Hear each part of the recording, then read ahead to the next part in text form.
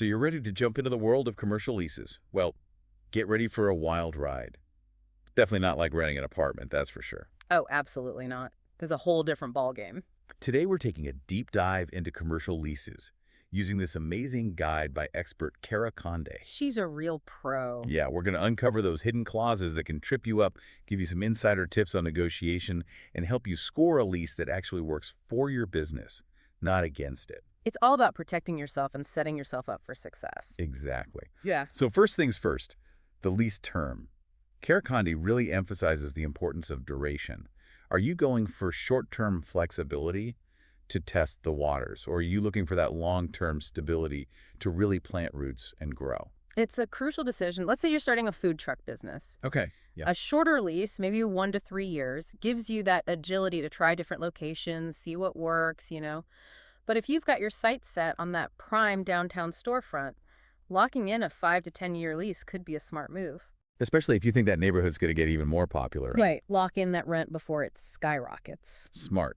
But what really jumped out at me in Conde's guide were those sneaky clauses hidden in the lease term. Renewal options and break clauses. She calls them game changers. Oh, they definitely are.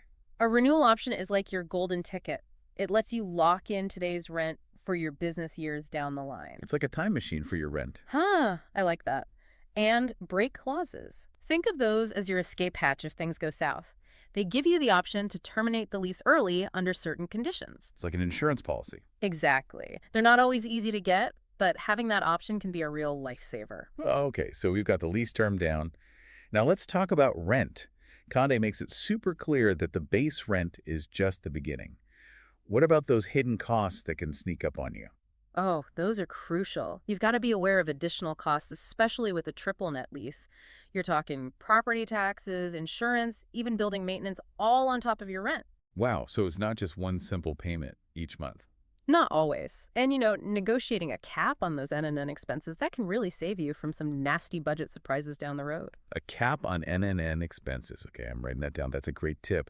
And then there are those pesky escalation clauses. Ugh, yeah.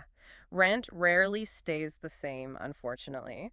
Escalation clauses allow your landlord to increase the rent over time.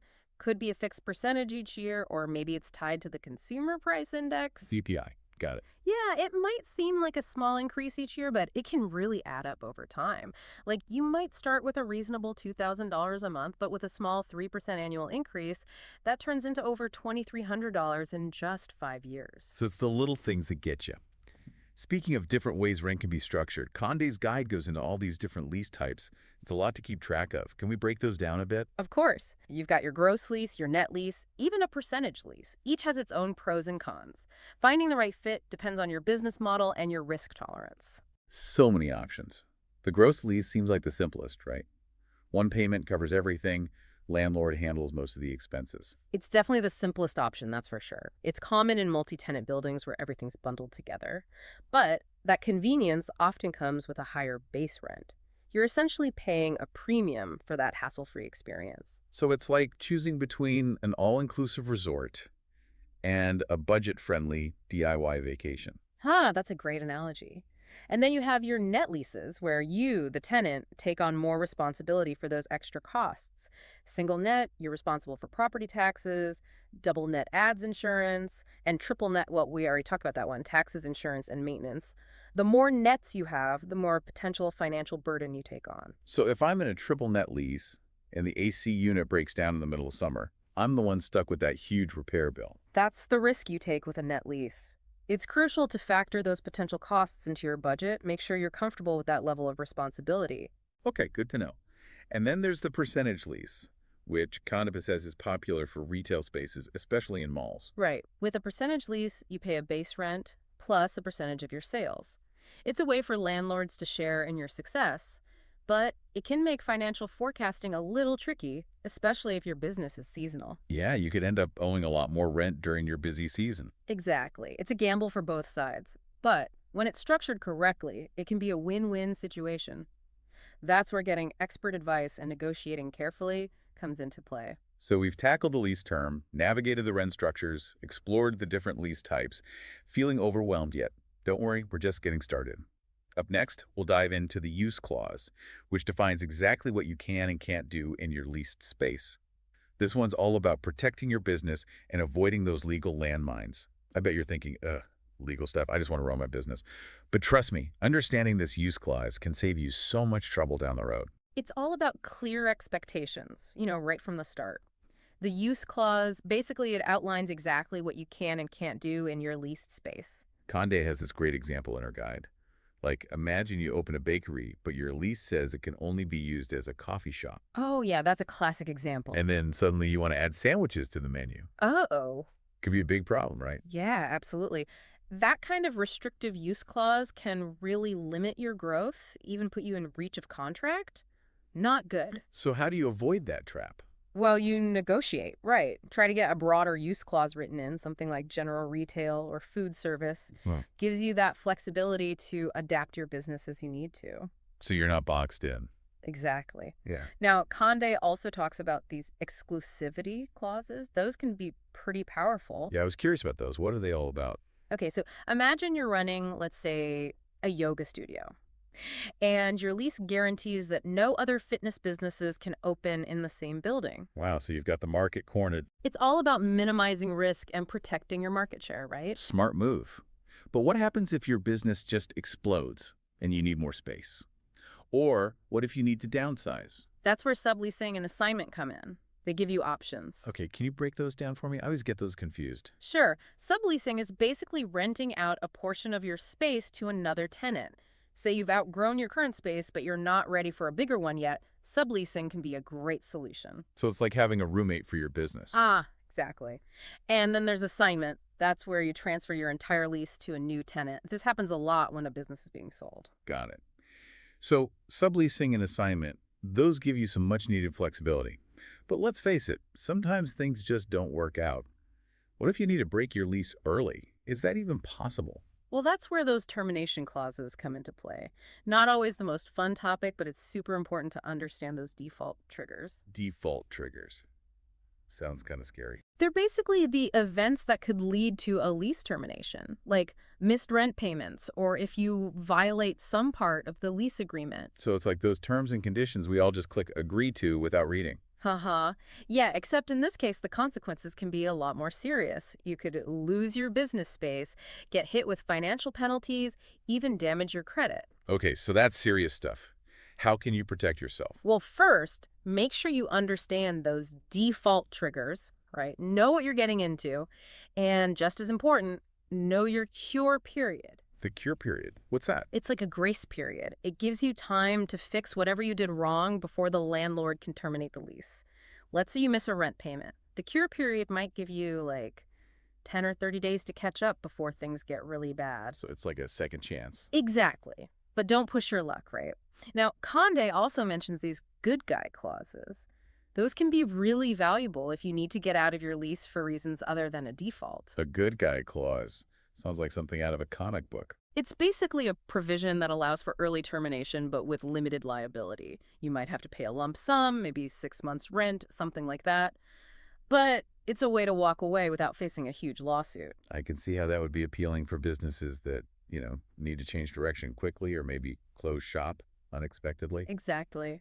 And, we've been talking a lot about what can go wrong, but Conde also gives some great tips on how to negotiate effectively and, actually make this lease thing work to your advantage. Yeah, because let's be honest, negotiation can be really intimidating, especially when it comes to leases. I wouldn't even know where to begin. Conde's advice is simple, but it's powerful. Bring in the experts. Don't try to do this alone.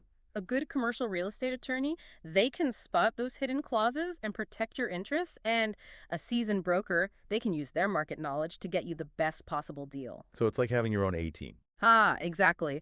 And remember, knowledge is your best weapon. Do your research. Know what similar spaces are renting for in your area. If you've got the data, you can confidently push back if the asking rent is too high. It's all about being informed and knowing your worth. Exactly.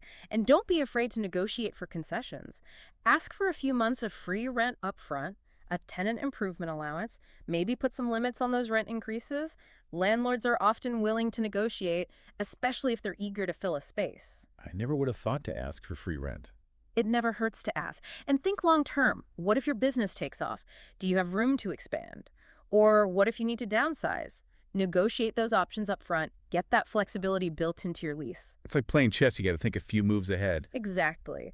Now, Conde also warns about some common pitfalls. Those hidden costs, those can really sneak up on you. Like what? Well, those CAM fees, common area maintenance fees, those can be a real budget buster if they're not clearly defined in your lease. So what might seem like a reasonable fee per square foot can suddenly turn into thousands of dollars a year. Exactly. And those costs can change, so you really need to understand what's included and how they're calculated. Don't be afraid to ask for a detailed breakdown. Got it. No more vague terms. Hmm. Conde also talks a lot about having a clear exit strategy. Why is that so important? Remember those sublease and assignment clauses we talked about? Make sure those are clearly spelled out in your lease. You don't want to be stuck. Yeah, because being trapped in a lease with no way out, that could be financially devastating for a business. Absolutely. Imagine you put your heart and soul into your business only to realize the location just isn't working. Without an exit plan, you're stuck paying rent on an empty space. That's a nightmare scenario. Yeah, it is. Okay. Okay, so we've covered a lot. Commercial leases, they're complex, they've got nuances, there are definitely risks involved. But Conde also points out some key differences between these leases and the residential ones we're all more familiar with. Yeah, because they are different, right? Oh, absolutely. Commercial leases, they usually offer less protection than residential leases. It's assumed that you, as a business owner, have the knowledge and the resources to look out for yourself. So it's like stepping up to the big leagues. Higher stakes. Exactly. Landlords, they have more leverage, evictions can happen faster, and repairs, well, those are often your responsibility. So you really need to understand these differences and approach commercial leases with your eyes wide open. Knowledge is power, as they say. Couldn't agree more. That's what we try to do here on the Deep Dive, empower our listeners with knowledge. But before we wrap up, there's one last piece of advice from Conde that I think is worth highlighting. I think I know what you're going to say. Exit strategy, am I right? You got it. Mhm. Conde really emphasizes this. Build an exit strategy into your lease from day one. Think about those what-if scenarios. Have a plan in place, just in case. It's such good advice. Because, no matter how much you believe in your business, things happen, right? Life throws curveballs. Having that safety net can save you a lot of stress and financial heartache down the line. So, to our listener out there, as you embark on this whole commercial lease journey, take a moment, really consider what your exit strategy would look like. What are your options? How can you negotiate for that flexibility up front? Yeah, it's all about having those options, right? And that peace of mind so you can focus on what you do best, building your business. Well, we've covered a ton of ground today. Lease terms, rent structures, all those hidden clauses, negotiation strategies. It's a lot. What are the key takeaways you want our listeners to walk away with? I think the biggest one is that knowledge is power, especially when it comes to commercial leases. Don't just go into it blindly, read every word of that lease, ask questions until you understand everything, and seriously, don't hesitate to get expert help if you need it. A little effort up front can save you a huge amount of trouble later on. It's like that old saying, measure twice, cut once, but for your business. Right, exactly. And remember, these leases, they aren't set in stone. They're just a starting point for negotiation. Don't be afraid to push back, Ask for what you need. Make sure the terms are actually good for your business. It's a two-way street, right? You have the right to advocate for yourself. Make sure that lease works for you. Absolutely. And going back to where we started, always, always, always have an exit strategy. Businesses evolve, things change. You need to have options if things don't go according to plan. Whether it's a sublease clause, a break clause, or some kind of carefully negotiated termination agreement, make sure you have a way out. Solid advice. So to our listener out there, the one who's about to jump into this commercial lease world, remember, do your research, be ready to negotiate, and always, always have an exit strategy. And if you start feeling overwhelmed, don't be afraid to reach out to a pro. Someone like Cara Conde, someone who really knows their stuff. That can make all the difference. She's an incredible resource. We hope this deep dive has given you the knowledge and the confidence to tackle your commercial lease. Good luck with those negotiations. You got this? We'll see you at us.